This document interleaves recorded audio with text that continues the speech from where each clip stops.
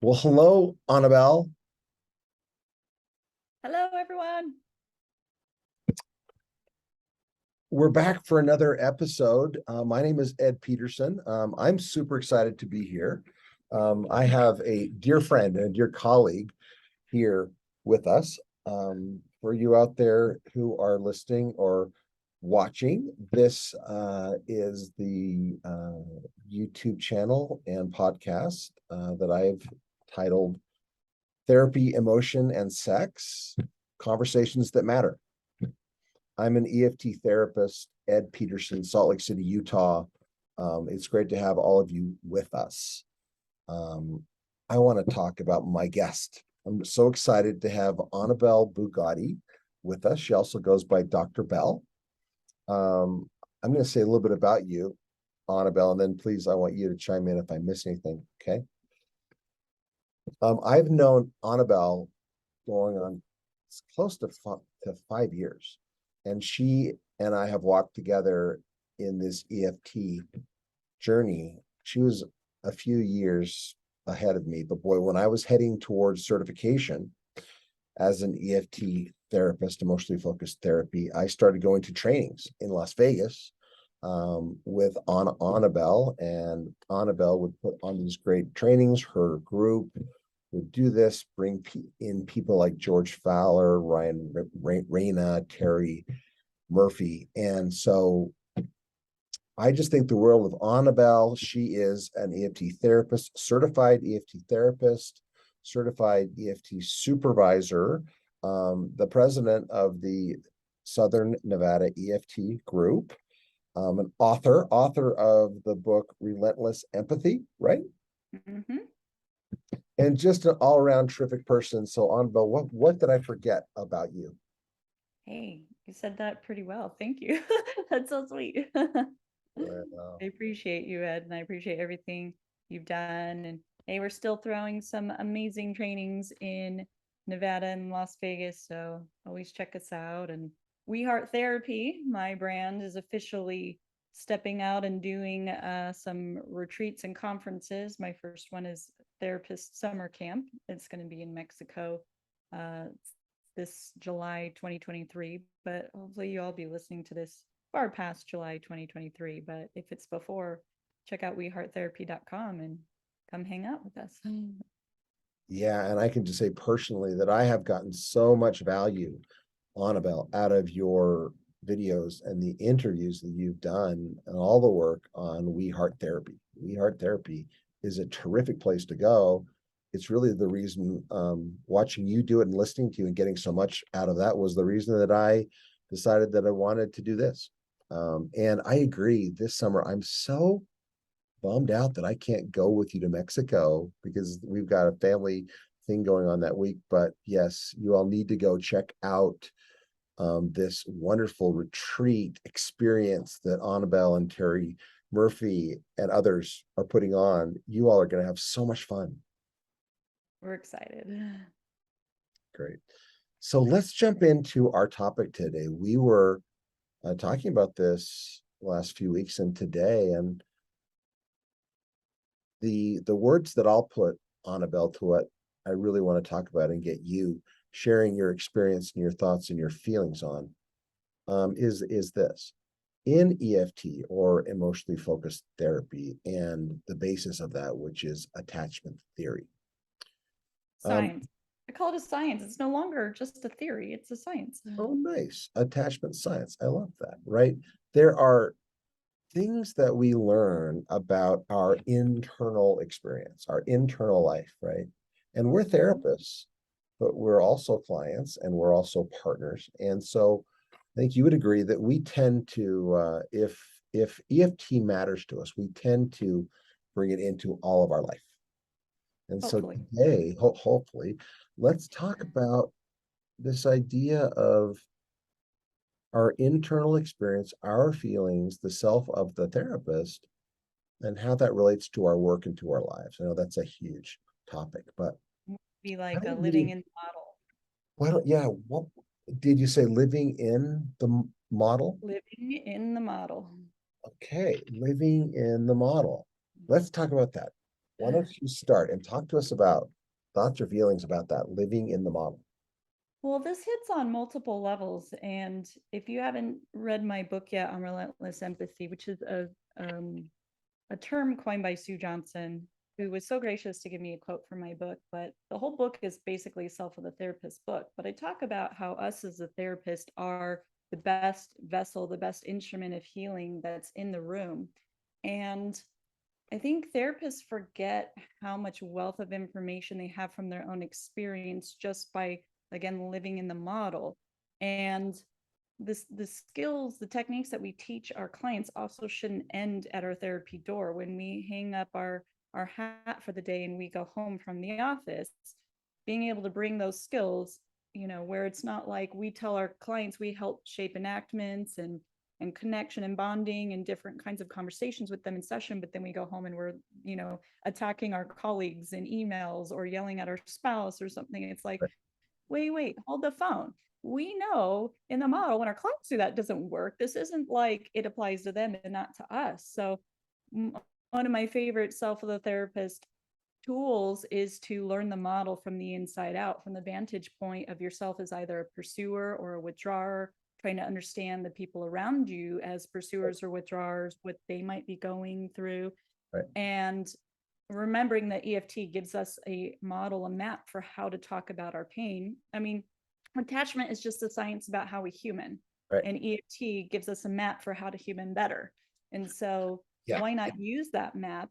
And then the experiences you have as a pursuer withdrawer in your own relationships, the way you walk through talking about your own pain, going to these places, then becomes a unique tool and experience that you can channel in session to help your own clients. I mean, what an amazing asset to say, oh, I know this pain of having to go to these dark places because I've been there.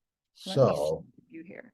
right. So just like I would say to a client, Annabelle, you just said so many important things. Let me reflect a few of these. Let me make sure that we're hearing them, right? Because one of the things that you just said that I really is so fascinating, it's got me really thinking here, is that we are a vessel for healing. As the therapist in the room, we are a vessel for healing. That's interesting, right? And then you're talking about how the way that we manage our emotions, what's going on inside of us, right? That can be a valuable, should be a valuable tool that we're using to do better therapy, to support our clients, to help them learn, to help them understand, to better understand their internal experience, right? But then you're saying that if we're really getting this model, then shouldn't we be going home and taking this, I just call it like the EFT growth? Shouldn't that be almost like a 24/7 thing so that, yeah, so that Annabelle is, like you say, you're in the office, you're doing therapy, you're working hard, and we can talk about that, what it means to actually share your internal experience, how to use self of the therapist as a therapist to be more effective. But then also, what does it look like to try to take it home and try to live it, try to live the model? Yeah. And I love that. So, and I often think, I see emails between colleagues, and I know that, you know, we can see pain and we understand there's a wound there. And what surprises me sometimes is the way that some of our colleagues might even approach addressing their own pain, where it just comes off to sort of newcomers very attacking, as if we knew that there was a prior wound there, rather than saying, hey, I don't know if you knew that there was an old wound here and Yeah. this really played into that. And that was a big ouch, so that we can shape a different conversation. And, and it's no different with my own spouse. I know that if I come home and I get critical, or if I start blaming, that he's going to shut right down and go away. And my spouse is amazing. He's an engaged withdrawer. So he's learned to let me know when he has to walk away. I just need to calm down so I don't say something hurtful. I will be back. And then my pursuer brain can, whoo, and then I thank him for being such an amazing withdrawing husband. I call my EFT husband. Well, you see, and yes, you see, and that's why I actually have I have a tattoo on my wrist with the letters SYP, which stands for Speak Your Process. It's something that I learned 20 years ago from a master therapist, even before I knew about attachment and EFT. But see, I think that's what you're saying.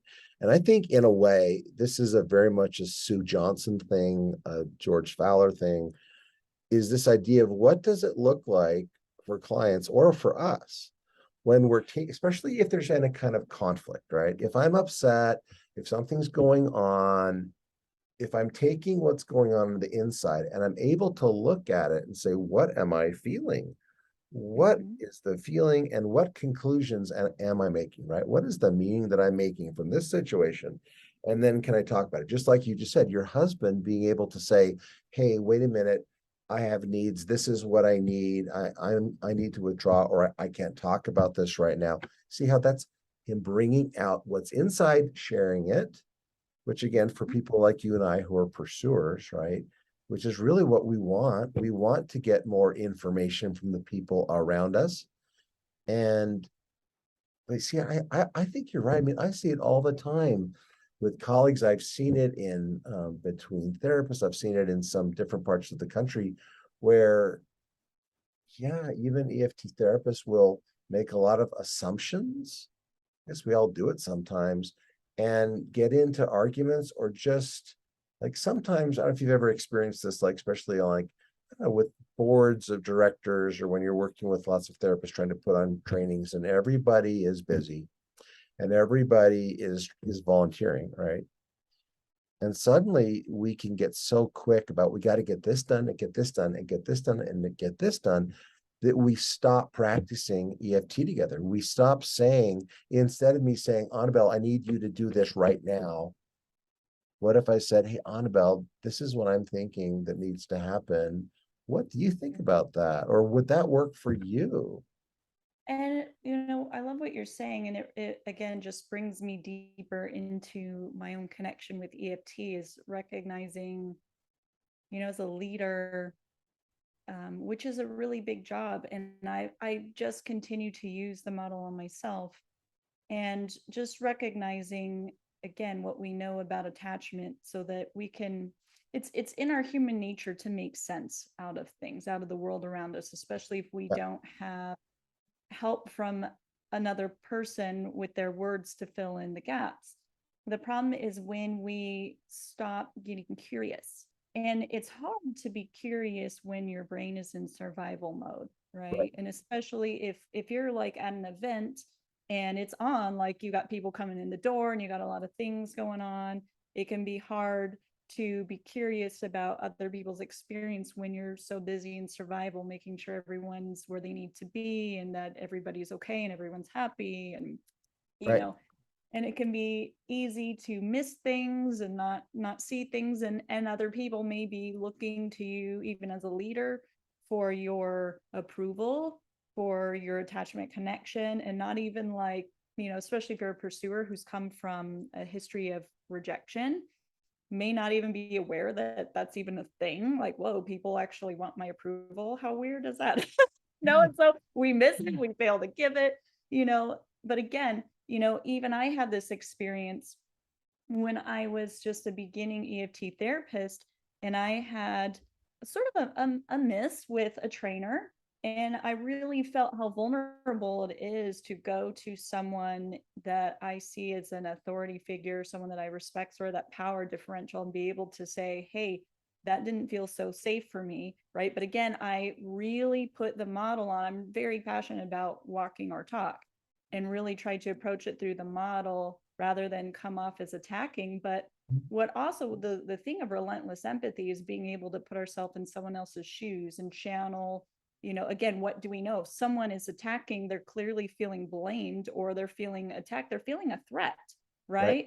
So, again, I just take what I know from attachment about humans and I sit in their shoes. I'm like, and it was like revolutionary to me to do that. And it gave me so much empathy for the other person because I realized, holy cow, like my mentor, this trainer, this person I look up to and respect, sees a threat. How could they possibly find me threatening? Whoa, this is crazy. And so I just sat in that and I was like, wow, maybe they're looking for cues of safety from me just as much as I'm from them. And that was like Well, mind right, blowing. yeah, you see, this is terrific. This is terrific, partly because I think what you're talking about, you're actually being very vulnerable, and I appreciate that. Is that you're right, because there are so many situations where there are these power differentials. Like for me, I mean, I feel it even with you sometimes. I feel it when I felt this. I'll give you an example of this, right? You would love this. I think I told this before. About 2 years ago, I was with you all in Las Vegas, right? And two of the people who have probably helped me the most in their trainings and in their brilliance are George Fowler and Ryan Reyna, good friends of yours. They're just Together on brilliant. SP. They're brilliant people, and they do so much for the community. They're brilliant, they're wonderful, they have big hearts, they're great people, right? And so, especially as kind of a pursuer, someone who's I don't have as much experience as they do, right? But you see, there's the anxious part inside of me is like I show up at a training, it's like, well, I want to be in that club. Like I want them to know me, right? And then I'll find myself like maybe talking or more than I would like to, or just finding myself like, oh, I want to go up and have this conversation with Ryan. And part of it is because I kind of want him to think that I'm smart and I'm a good EFT therapist, right? But Yeah. I the want him to see me as good enough to belong. yeah, and then I think there was a moment where I went up to him and he didn't remember my first name, right? Mm. And oh my gosh, when he didn't remember my first name, which is just fine, we weren't that close, right? But oh my gosh, how did it hurt, right? That insecure part in me. But the beauty of this is because I have a supervisor and because I'm doing this all the time, just like you're saying, I was, and I do, I'm looking at my own experience and I'm saying, wow, isn't this interesting, Ed, how because I consider myself kind of secure slash anxious in my attachment, Yes, how that comes out and how it even might come out when I'm sitting here with you and hoping, oh, I want to do a good job on this video and I want this to go well. You know how it's all those things that run around in our heads. secure though too. We're still gonna have a go-to, and I love what you said. And maybe it would surprise folks to hear that, I very much relate to that. I work with George and Ryan and James on Success and Vulnerability, incredible team, and I'm incredibly honored. And and again, always using the model on myself, noticing how I'm feeling, my own anxieties, my own desires to want to be good enough, but also, they're a group of guys and I grew up with brothers and I remember being the kid sister. So here it is. I feel like the kid sister who just wants to hang out with the big brothers who I think are totally cool. And I'm like, I just want to belong, and of course Right. they adore me, but it's just funny how I notice that comes up and they're not even aware. And I'm going through this whole process. But Well, again, and you I need to remember, check myself. and I remember when you and I talked about this a couple of years ago. It was like I think that I was there even, and a bunch of the guys were talking about football, right, and football and sports.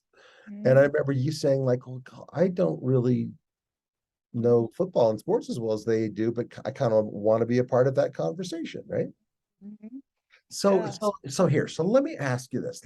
If we're looking at what we're talking about from the standpoint of therapists and just people who are watching this to try to help them understand how they can apply what we're talking about. Because I think what we're saying here, Annabelle, is this. When if we're really, um, what's the word I want to say? If we can be intentional about Mhm. living the model, meaning like you're saying, looking at myself, not just looking at others, but looking at myself, that can be a very powerful tool as we navigate all of the different relationships that we're in. So would you talk about either a situation, could be with a client or with uh, your partner, where you're noticing your protective moves, right? And then, Mhm. but by noticing them and working with them, you can actually come be vulnerable and be more healthy instead of just being stuck in the old moves that we all do. Yeah. So again, as I mentioned earlier, is attachment is the science about how we human, and EFT is the map to help us human better. So you can never go wrong by living in the model, which just allows you to sort of check yourself, right? Really check and see, where am I at? And also, what do I know from what I know about people to help me check in about others, like my partner. We got into our cycle, whenever recently, and it was a small thing, but then I know that he was extra stressed at work, and then a few days later something else came up, and ended up feeling very dismissed, which is a typical withdrawer move. And then I wanted to just hang on to my anger and be so mad. And then I really, like, it took me a bit as a pursuer, to sort of, and it's not really letting go of your pain, it's how do I communicate what's on my heart in a way that doesn't leave my partner feeling like he's messing up or getting it wrong, which is often Yeah. what withdrawers hear, even when we're not saying that. But I realized, oh, I kind of noticed even this pattern with my partner, that whenever he's really overwhelmed and feels like emotionally, even in himself, he can't get a break. Like, people at work are like complaining and saying things, and then we had a conversation. Here's another one. It's like, I can totally understand how he might feel like, I just can't catch a break. And the last thing I want to hear is there's another problem between us, And so I was able to channel empathy and come in the door through that and say, I imagine you might be feeling overwhelmed, and hearing there's something for us to talk about might not feel so good right now. And I felt like that really helped him. And we had a really amazing and meaningful conversation. And again, by doing that, it helped me soften, Yes. which I realize is so hard. We want to dig in, we want to hang on. And again, softening doesn't mean we let go of our pain or that we don't find a way to talk about it. It just means we don't go into the conversation guns blazing, Right. and often when I'm in session with the clients, I'll take that experience, especially if it's another pursuer, and I'll say, I wonder, I know, and again, it's sort of you disclose as it's relevant and appropriate, but certainly when we're talking about Sure. cycles, and I Sure. know it helps my, hey, even you as a therapist get into a cycle, and I'll say, I'm a pursuer too, and I sort of noticed that, in this same situation I was feeling this way, and I'm wondering if that might be similar for you. And they're like, oh, Well, but right. See, like let's go with that for a second. See, if let's just say that I'm the client. Okay. And I'm saying whatever I'm saying, and I'm struggling with it with whatever I'm saying. Why don't you just repeat what you just did there with how did you self-disclose your experience? What were the words again? well, if we were, I think they were really struggling to put words to their experience. And so I was just joining with them. Again, this was like really early with this couple. So it was a alliance building strategy to join with them and say, sort of lightly disclose that I was also a pursuer and had a recent similar conversation with my own partner, and that this was sort of the meaning I was making out of it, and just, is this similar to what it might be like for you on the inside? And they're like, Right. yeah.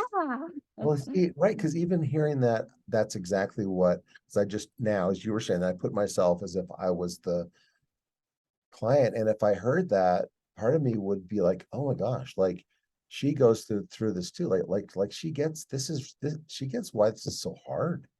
I mean, I did the same thing a week ago or so when there was a situation where I was sitting with a couple that were in a lot of hopelessness because one of them is very close to leaving, very ambivalent about wanting to stay in the relationship or not.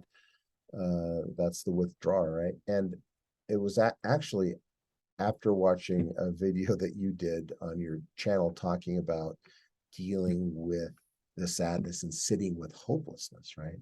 That I just shared with them in a certain moment because I was feeling it too. And I was feeling this hopeless because I felt like, oh my gosh, in this moment, as the therapist, I so wish I had words. I had something that could take away this hopelessness, because I also, if I'm honest, I can see you two making it, right? So what I shared is, I just said, you know what? I really am feeling what I think you're feeling, because I'm feeling this really, really kind of hard place in my stomach. And it's kind of like oh, when you just said this, client, about feeling hopeless, like I felt that, and it was just like oh, in my gut. Because you see, I know in other situations in my life, I know what it feels like to feel hopeless. And it's a terrible feeling, right? And just that much disclosure, it really did open up a really good, it kind of made the session. Yeah, and I find again, it's our biggest access point for empathy, which helps us join with the client, helps them feel like we relate to them and like they're being understood and not being judged, which is a superpower. Again, Right. empathy is not saying that what somebody's doing is okay, but again, we're like an arborist. We look at the tree and all we have to do is see the leaves, which is behavior, and we know it's at the roots, which is attachment, right? Right. So it's not saying that, oh, these leaves are totally okay when we can see that they're in a diseased state. We're saying, I recognize that there's more to the picture that's causing this disease state, right? And we're not just pathologizing somebody. And, because I've also been somebody who has struggled with anger a lot as a kid. And I've worked really hard on my anger. And so I also get very passionate about helping people learn how to do anger, helping people to be able to hold anger. And really, it's still hard to be on the receiving end of anger, and so being able to sit though and channel in that, in moments where, there's clients who just don't want to soften, they don't want to give up their anger, and it's Mhm. because underneath anger is hopelessness. And even as George Fowler says, there's hope in anger because it gets your body to fight, and we're not ready to stop fighting for the relationship, because the moment we let go of fighting and the anger, we go hopeless, and it feels like we give up on the bond, and that's a place as a pursuer we never want to go. So it can be hard, how do I not give up on the bond? Now that's in like really extreme, like relationship is in dire straits. But Oh, one of the most liberating things I've even done for myself is to lean into anger, knowing that anger is pain, anger might be yes. fear, and that it's really trying to say there's some pain in there that's trying to be understood, that's trying to fight to have a voice. The first person who needs to listen to that is me. So I've been able to lean in on the inside using, again, the EFT tools and say, okay, what is my pain here? What is it that my anger is fighting so hard to be understood? And then, it's like, oh, I'm not feeling important. I'm feeling run over. I feel like I don't matter. Oh, and that hurts so much. Ooh, and then I feel Right. the jagged edge melt away, right? I feel my body diffuse. And again, it doesn't mean that I've let go of my pain or that I'm not going to Mhm. talk about it. But without that jagged edge, I'm able to give my voice a better chance and a higher probability of it being received better. Right. Well, you see, and this is something that I've learned from you, I've learned from George Fowler, Ryan, other people, is exactly that, which is, whenever there is the anger, right? Anger, rage, all those things, we know that just somewhere underneath that, there's some sadness and there's some fear, right? And you see, and I do the same thing. Like, as I also struggle as a pursuer in my relationship, is when I really want to talk and want to get at things and even have some criticism. And if my partner is not ready to talk or doesn't want to talk, or a lot of times it's late at night, and she will say to me, I'm too tired. Can we talk about this in the morning? See, in that moment, sometimes my anger just flares, because in my head, here's what my head does. This is the meaning that I make. If this was important enough to you, you would push through being tired and talk to me, right? If, Or if, if if, I was important if enough. I was important enough, right? And, but the thing that is to me, the gift of EFT is, now I, just like you're saying, I get to look at that and say, wow, like I'm making a lot of conclusions here about, because one thing I'm concluding is somehow that my partner does not think that I'm important. Hmm. Just because she's tired and she can't talk right now, does that mean that she doesn't love me and she doesn't think I'm important? Well, my escalated brain will believe that. But when I Even can, though in reality, it's when I because can they love us that they're saying, I want to have more bandwidth to give you a quality conversation. Exactly right. And so that's, I think, is what is so beautiful about what we're talking about is that and I think partly what we're saying is that we can model this for our clients, right? We can model what it's like to be curious about my insights. Because I mean, I say it all the time to people, especially who have a lot of anger, is that if you will make peace and get curious about the function of your anger, what it does for you, and also where it comes from, just doing that and having that as kind of an ongoing curiosity will completely change your life. I love if people ever watch Ted Lasso, which is an amazing show. And Oh, love there's it. an episode where he says, be curious, not judgmental. And I'm like, hey, let's take training. But something about what you said, I really want to speak to also, because one of the last core skills trainings we went to, I'll never forget, one of the therapists said at the end, she raised her hand and asked, she said, do people really talk like this? And I was like, yes, yes, they do. I mean, even in my own house, my own partner, there's been moments where I've literally, again, done everything in my willpower to stay in the model and turned to them and said, I was just super vulnerable and went out on a ledge and I didn't get responded to right now. There's silence. And I'm like, just in a bundle of nerves over here as to why I'm not being responded to. And, like literally I had to say it that way, that I just went out on a ledge. I'm being vulnerable. I'm not getting responded to. My brain is firing off alarm bells and sirens. And my partner was able to say, I'm just in my head trying to formulate my thoughts. And Yes. then it was like, See, okay. but Annabelle, see how different you saying those two or three vulnerable statements about what's going on versus just being in blame and criticism, right?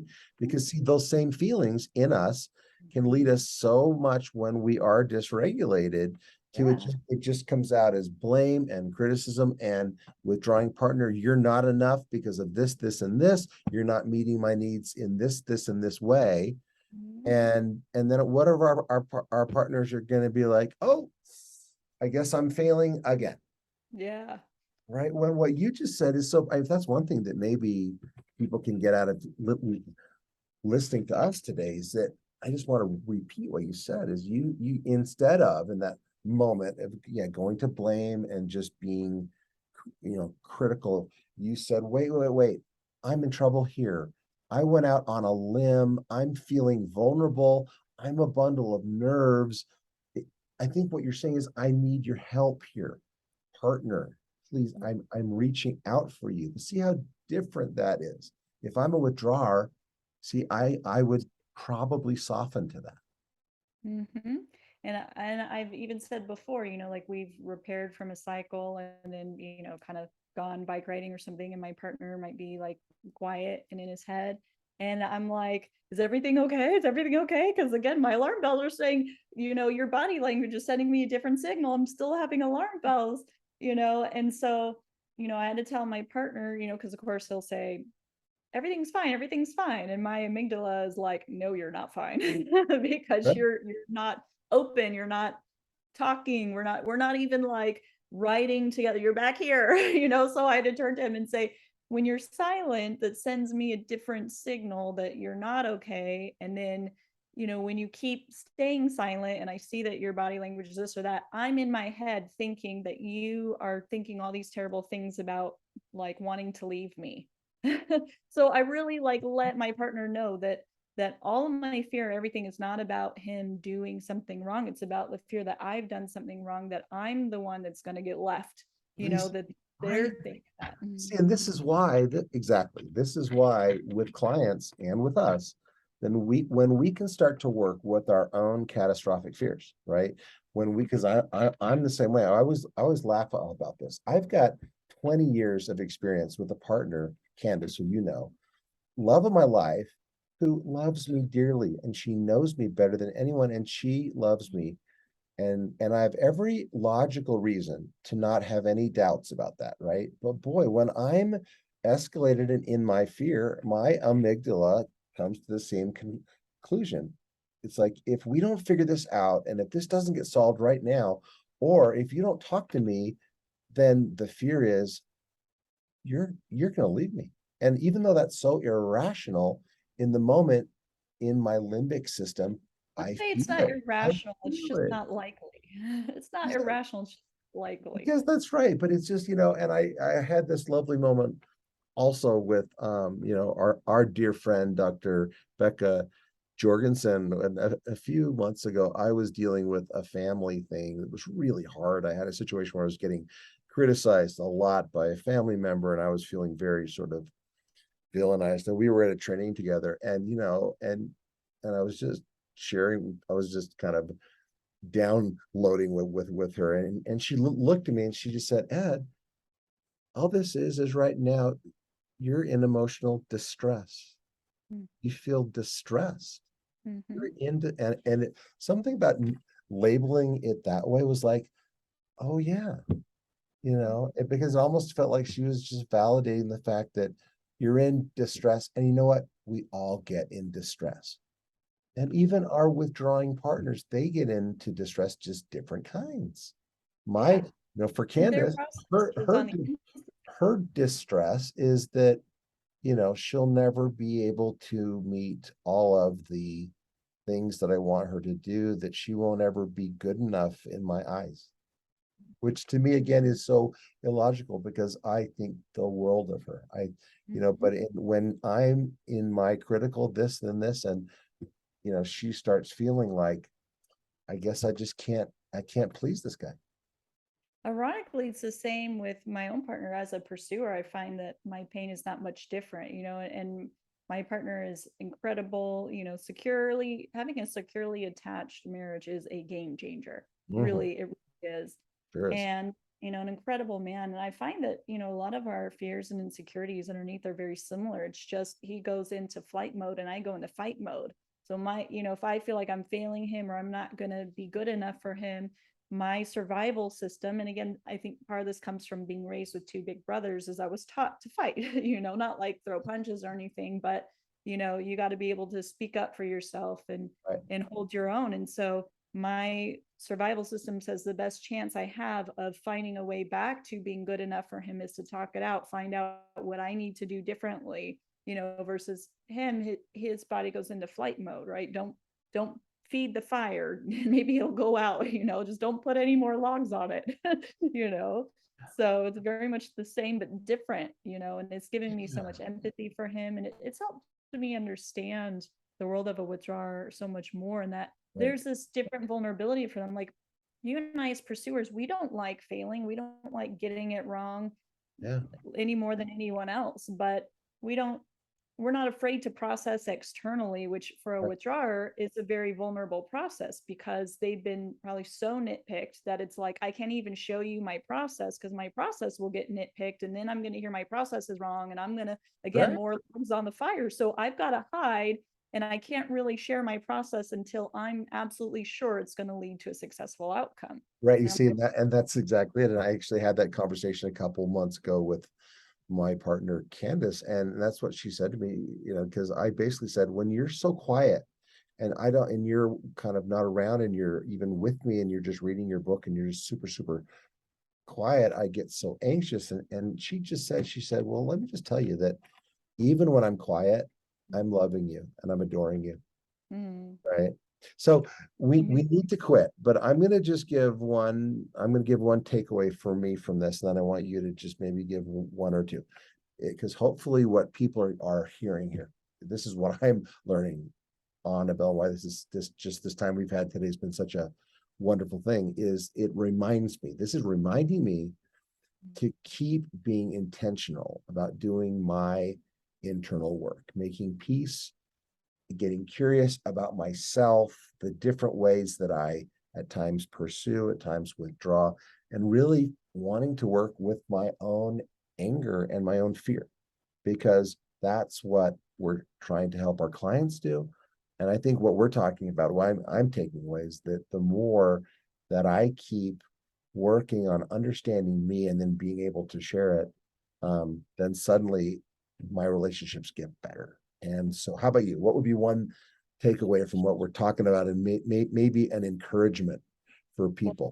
While you're saying this, my ADHD brain goes down a rabbit hole about intentionality. How I have this big thing about, I hear people say things all the time about, well, it was very unintentional. I'm like, unintentional isn't the same as being intentional, right? A lot of people move through life very unintentional. Like, I don't intend to hurt you, but they're also not intentional about, how do I want to present myself to you? How do I want to help you feel in our interactions? And that's extremely different.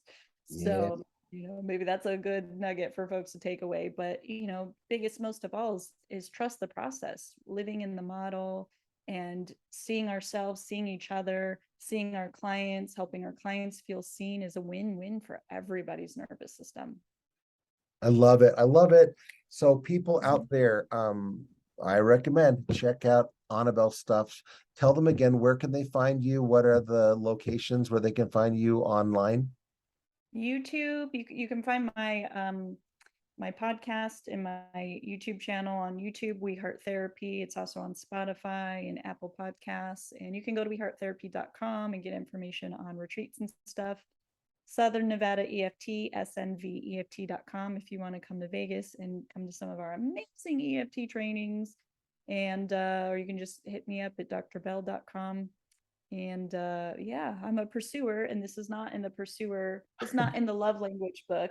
We need to write to them and ask for an addendum that I do like to be pursued. So if you call me and say, I'd love to have coffee with you, I'm going to just soak it up, because I'm going to be like, oh, somebody thinks it's cool. I know, and that's what you always say to me when I call you, like, Ed, I'm so glad you're pursuing me. But here's the thing is that, and also I just want to say for a plug in our group here in Utah, which is nueft.com or Northern Utah EFT. Anabelle is doing a lunch and learn with us in a couple weeks, I think, or 2 or 3. And so you can find that, and you can find us at nueft.com. So again, Anabelle, thank you. And hopefully we'll do this again soon. You're wonderful and amazing. I look forward to it. You're amazing as well. And so are all of the listeners who's tuning in to spend time with us. Thank you so much. Okay. Take care.